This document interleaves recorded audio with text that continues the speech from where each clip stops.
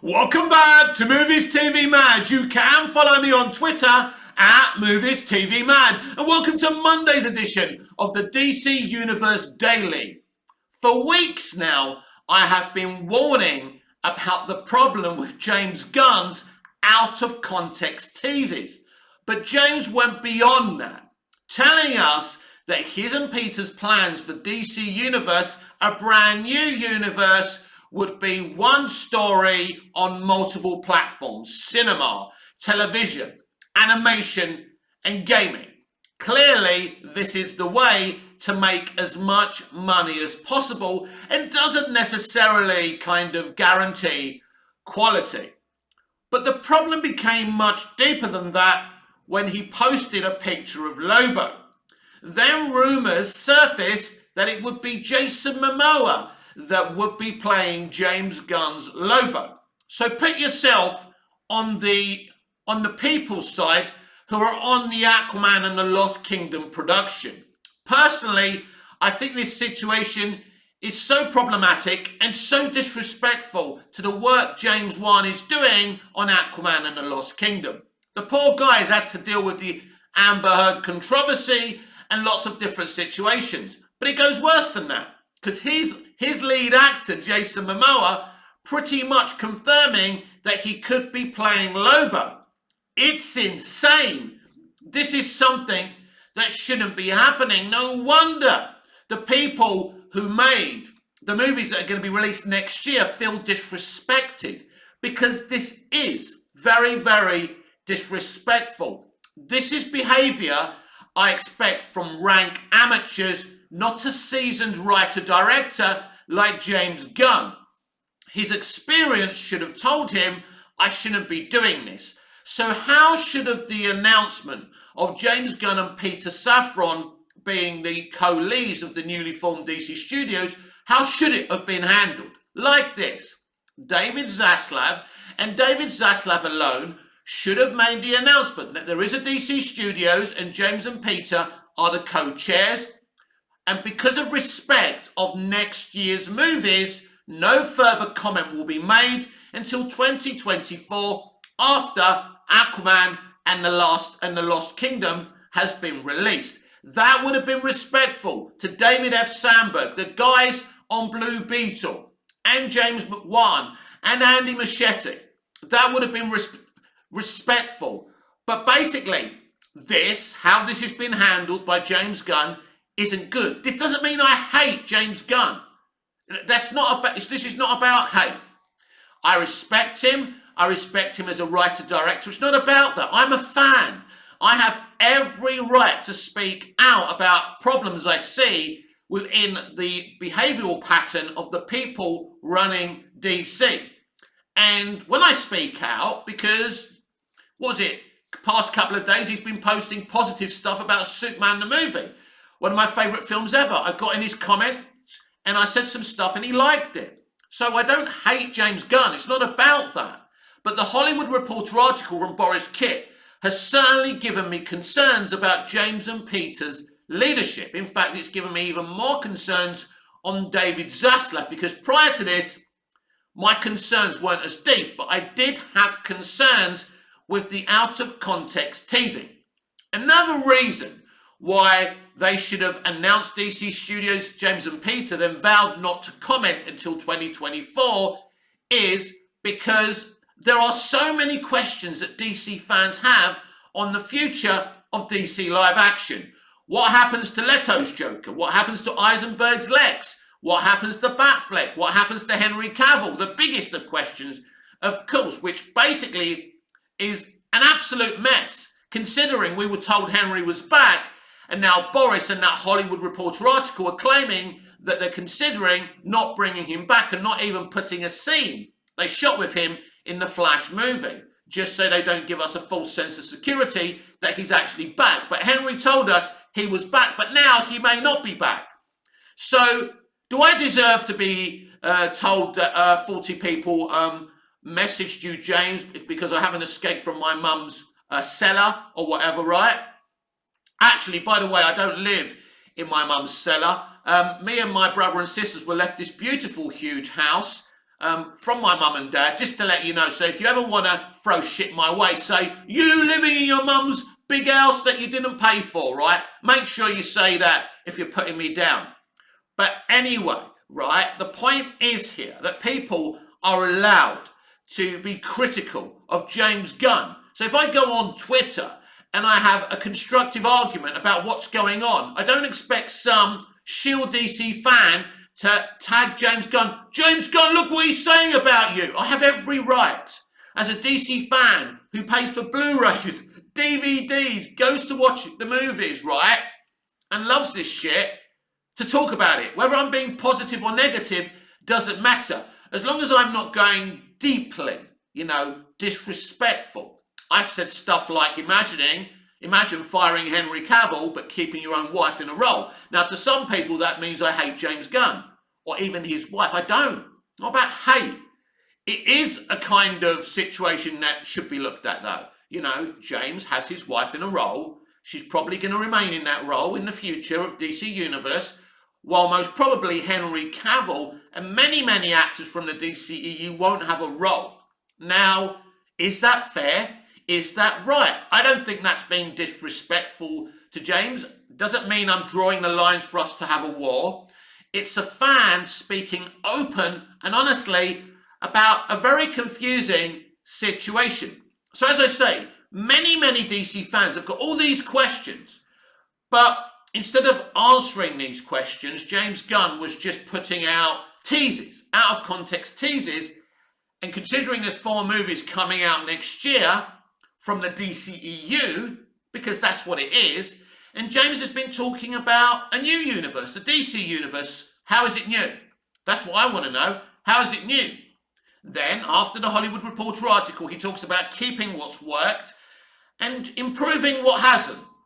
So that would tell you that there's no reboot. People, as soon as he said that, go, hard reboot, soft reboot. Everyone's confused. Nobody actually knows what's going on. We're actually more confused now since James and Peter took over and David Zaslav came in than we were with the DCEU. And the DCEU had these questions already. What's happening with Cavill? What's happening with Batfleck? All these things were being asked already. So basically, that's why I'm saying if David Zaslav came out and said no further comment after the announcement of James and Peter at DC Studios until 2024, that would have been perfect. There would have been rumours, there would have been articles, but James's presence online talking about this shit has been problematic. And as I said yesterday, there's another way you could have done this, just came out and been honest about the situation. But either that or you keep your mouth shut until you've got something to tell the audience, like something with context, the slate. And by 2024, they would have had a slate. They'll probably announce the slate next year some point, probably at San Diego Comic-Con. But you don't keep on doing these things because, as he said, there's, DC has a lot of problems. He admitted that. But we decided to come into it because we felt the potential of telling these stories and giving faith to these DC characters and universes was worth all the toxicity that's going on. I'm quite sure he meant the toxicity within the studio as well as with the fandoms as well. But this is how I think it should have been handled. If you're not willing to answer those questions, and the only way you can deal with getting rid of Eisenberg and, Leto and all of this is by starting afresh, which doesn't seem to be happening. But one of the big things, the takeaway from last week's THR article, is there's a lot of indecision here. They've clearly not made their minds up on absolutely nothing. So the only certainties we have right now, 4 movies next year, Joker in 2024, the Joker sequel. By the way, an update there from Todd Phillips that Lady Gaga won't start shooting until the new year. And Joaquin is there, the rest of the cast are there. But Lady Gaga won't start doing her stuff until the new year. I would assume January or February time. So there's a little update. Thank you, Todd Phillips, for that update. You're an absolute legend. Follow Todd Phillips on Instagram for more updates. But That's the thing, isn't it? So I pre-warned about all of this, that the out of context teases weren't going to work and were going to cause a problem. All of this has created and given Boris Kitt of THR the opportunity to put this shit out there. Someone has told him this shit because it's all true. Cavill's coming back. Cavill's not coming back. How do you allow a situation like that to fester again? It was bad enough when nobody was saying nothing. But to bring him back in a post-credit scene and then for us to find out something that they didn't want us to find out, by the way, that they may not be bringing him back. So why did you put him in Black Adam? Well, we've discussed this already. They're desperate and they were trying to uplift the Black Adam box office, and it did not work. Or did it work? In fact, would have Black Adam been an official flop without that post-credit scene? I think so. Ultimately, Black Adam made slightly more than the Shazam movie, but the Shazam movie was cheaper to make. So really, in a way, it is kind of a flop, isn't it?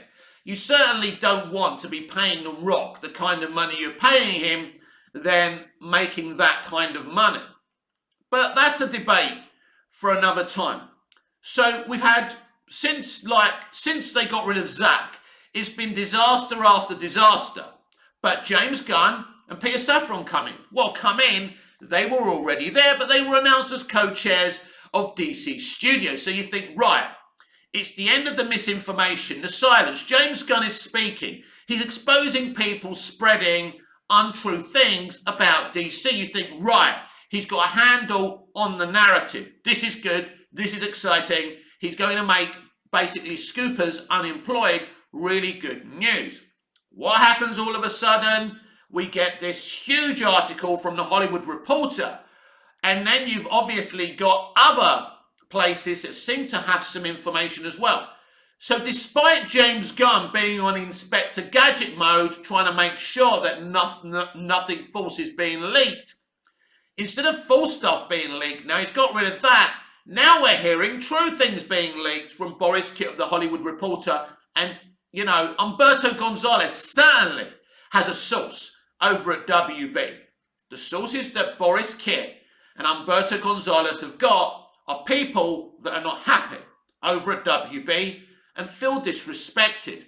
I'm sure if I was James Wann, I would feel utterly disrespected that James Gunn was teasing stuff about a brand new universe and teasing Lobo. And his lead actor was teasing that he's going to play Lobo. And the rumour saying that after Aquaman 2, Jason Momoa won't play Aquaman. This devalues James Wann's Aquaman sequel. No question about it. It devalues it. Because, you know, obviously I come from the era where you could just watch one film and you didn't need a sequel. We had sequels, but, you know, these days, you know, the universe and the franchise is the most important thing. So once the audience find out that there's not going to be any more movies or versions of this character or stories to be told, of this actor playing Aquaman, surely this will take away from the box office potential. As I said, if rank amateurs were doing this, if this was me running DC and I made these schoolboy errors, you could understand it. But as I say, James Gunn is the co-chair of DC Studios, and he's the one who started teasing Lobo. Because he comes from the MCU school of thought. Tease this, tease that, cameo this, Easter egg that. And he thought he could do that over at DC. He said himself, as I've said earlier, the DC cinematic universe is a fractious environment. And what has he done? He has made it worse. And I warned about this. And anyone who watches my videos daily knows that I warned about this very situation. And he has made a fractious situation even more fractious. And yes, I'm a man who repeats himself to make sure that people understand where I'm coming from. All this could have been avoided from the very moment he and Peter were announced. No more comment to 2024 out of respect for next year's movies. Or have you got a plan or don't you? If you've got a plan, as I said yesterday, just come out and say, we've enjoyed the DCEU, we respect everyone who's worked on it, but DC Universe is a brand new franchise and we're starting from scratch. But they're not planning that, or given some context. But instead, he has literally told us his pitch to David Zaslav before he's given his pitch to David Zaslav. Apparently, that pitch is this week. And I'm sure some insiders will delight in telling us how that pitch has been received. For me, it's David Zaslav who's come up with the idea and Alan Horn who's come up with this idea of one story on multiple platforms of cinema, TV, animation and gaming. Because that's obviously how you make the most money. Again, as I said earlier, this may not be a guarantee of quality, but it's a guarantee to get loads of readies, lots of money. Readies is money. It's UK Cockney slang, so you Americans are learning something every day. So there you have it, everyone. It's basically a disrespectful mess. Because as I say, teasing the Aquaman actor playing Lobo isn't a good thing for the people working on the Aquaman sequel. In fact, there's a bad thing. How would you feel? How would you feel if you were in this position? So, as I say, a fractious environment before James and Peter arrived is an even more fractious environment. The actors don't know what their future is. You know, they're going out there promoting next year's movies. They don't even know if they're going to figure in the future because the actors are always the last people to know. And so we don't know what's going on anymore. They never knew what was going on. And James, Peter and David Zaslav haven't really made a decision on how they go forward. James Gunn admitted himself after reacting to Boris Kitt's THR article that some of the things in that article we haven't even decided if they're true. Now that may sound like humour, but he's actually speaking the truth. They haven't made any decisions because they're too scared to make a decision. As I said, the right and brave decision is to start from scratch and create something bold and new. And just look at Bruce Timm's animated universe Justice League shows where they've got, you know, a watchtower and a hall of justice. It's all there. It's already built out. It's easy, everyone. It's common sense. This is what you do. But they don't want to do that. So they're going to get rid of some things and recycle others and call it a brand new universe. And I will say this stuff until the cows come home because it's important to get the message out there. Because you've got YouTubers like Boba Talks who are telling you to trust the process. And there's no way I'm going to trust anyone's process. I'm a fan. I'm a paid-in fan. I have every right to my view. And from the outside looking in, this looks like an absolute calamitous situation. They did not want that Hollywood Reporter article coming out. This has really, really hurt them. But the thing that's hurting them the most is us finding out that they're planning on not using Henry Cavill in the future. And they haven't even made a final decision on that because they are cowards. It's as simple as that. So, you know, James and Peter came in. It's obvious that they needed time to come up with a plan, but they already have a pitch. Like several weeks later, this week they're going into Zaslav to pitch their plans and their ideas. So that was quick. It's only been a few weeks. As opposed to have an outline, not to have a deep plan, but to have an outline, only would take a few weeks. And basically, it's like at school when your teacher says, right, for homework, I want you to do this, this and that over the weekend. This is what Zaslav said to them. I want to plan about one story on multiple platforms and how you would do that. I think basically that's the thing. So I don't think the one story on multiple platforms is James Gunn's and Peter Safran's idea. That's the studio's idea. So really, how much in charge are James Gunn and Peter Safran of this situation? And I've already pre-warned as well that these are two guys that were already working with DC Films anyway under Walter Hamada. And so, you know, we've already had loads of indecision from the Walter Hamada era as well. I mean, you look at the Amber Heard situation, as I briefly mentioned earlier. I mean, credit towards Hamada, he did try and get rid of her, but realised really quickly she was being very, very difficult and wasn't willing to leave.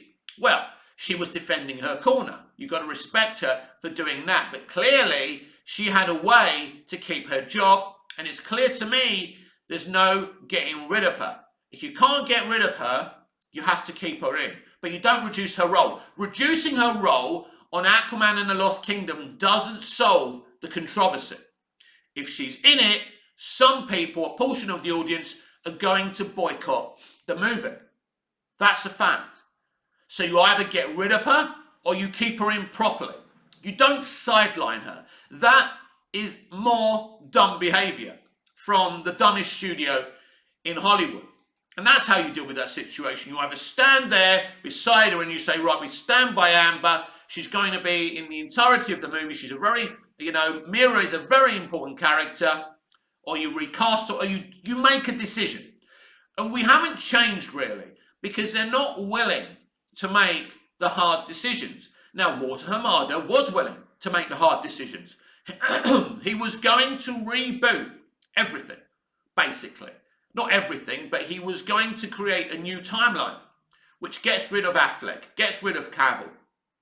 Now, a lot of the stuff he was planning wasn't to my liking, but at least he made a decision. And we'll never know if that was going to work. Now, we have a Flash movie that's still unlocked, and we don't know what it's going to be once we get it, even though I've seen a test screening. Surely, the test screening I saw and the movie we get on release date will be a stark contrast.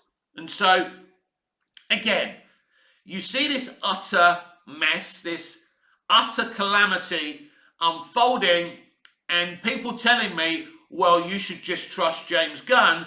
I'm sorry, I'm not going to do that. Why should I trust someone I've never met and don't know? I can respect him as a writer-director, which I do, but I can call out things that he's said and done that I don't agree with. And that's okay. That's not toxic.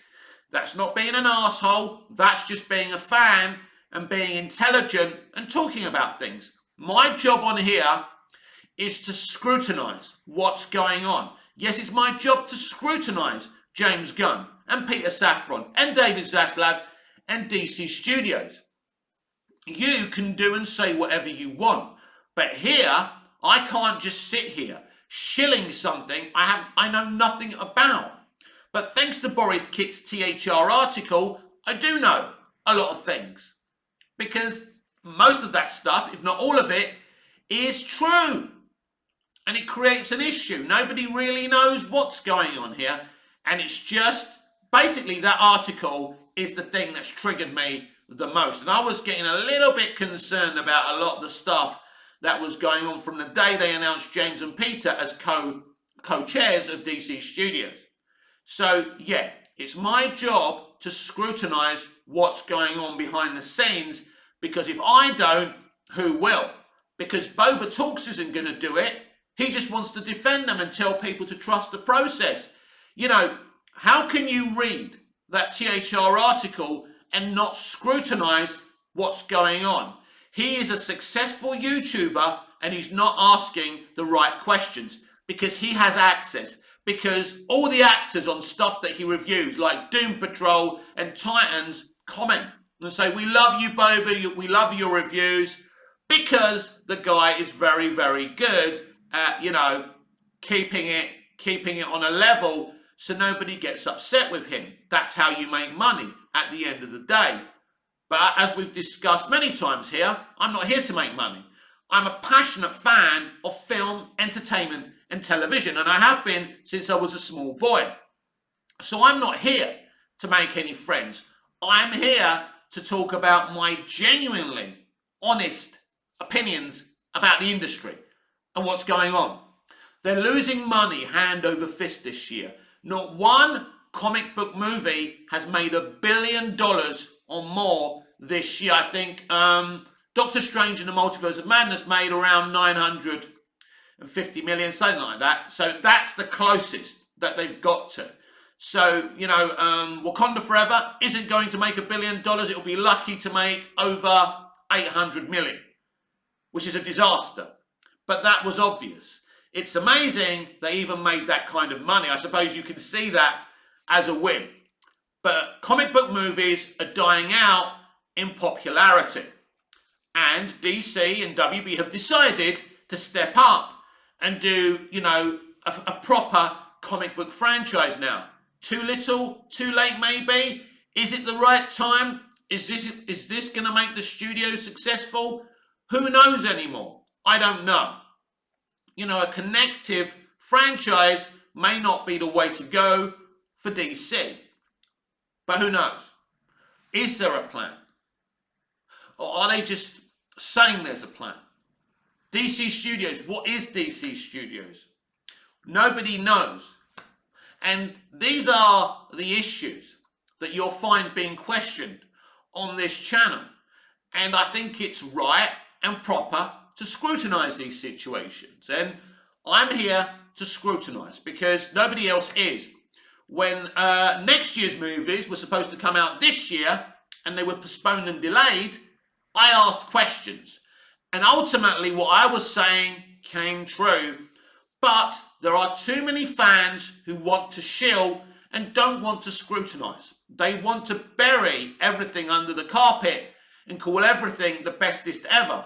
There's also an issue of all these online DC shills who don't even go to the cinemas to support these movies.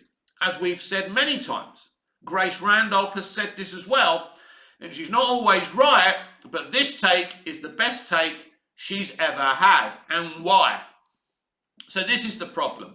So at the end of the day, these are the issues that are surrounding DC right now. And like next year kind of muddies the waters because a lot of what you're going to see next year has nothing to do with the future. So I'm very intrigued to see how well, if it actually does well, Shazam! Fury of the Gods does. How well the Flash movie does. How well Blue Beetle does. And how well Aquaman and the Lost Kingdom does. It's going to be a very, very interesting 2023, everyone, because James Gunn's and Peter Safran's plans will be revealed. And we'll see what they're planning. And DC fans and myself will continue to scrutinise what they tell us and, on the same hand, what they don't tell us. Because I feel that this is the best way.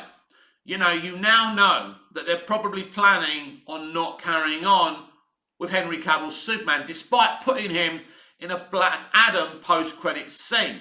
That's not on us. That's on them. If they didn't bring him back at all, it would have softened the blow. But bringing him back and giving us the impression that he's back for good, he told us he was back for good, isn't good. And is ridiculous behaviour from David Zaslav, because he was running the joint when it happened, and the buck falls with him. This is bad behaviour. This is amateurish behaviour, and this is how they're behaving. And I don't like it, because this is just embarrassing.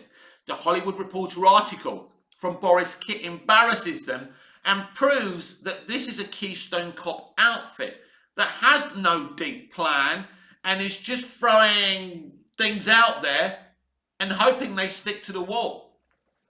Will DC ever have a competent, successful franchise? I think right now it's in doubt, but we will wait and see. Are James Gunn and Peter Safran the right people to be running DC in the future?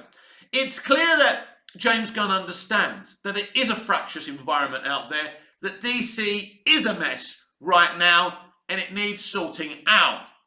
But a soft reboot won't sort this shit out.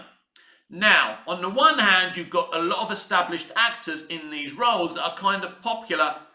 Now, if you can find a way to kind of fix the problems and solve that and put them in better movies, maybe you can save it. But I just think that's putting a plaster on a gaping wound. And I think ultimately, to start again and do something new is the best way forward. They have no intention of bringing Snyder back. So what is the point of continuing with this. But because they're not giving out any context, because they're not being honest with their consumer, it muddies the waters. And that's why there's a lot of toxicity out there.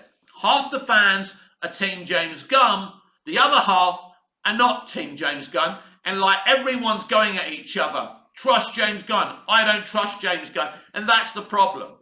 So all of a sudden, a fractious environment has become even more fractious. This has been Movies TV Mad with Monday's edition of the DC Universe Daily with me, Mick, your host with the most. Just ask your girlfriends and your wives. Please like, share, comment, subscribe, hit the notification bell so you never miss this beautiful perfection. And I'll see you again in the next video. Until I see you again, goodbye, au revoir, auf Wiedersehen.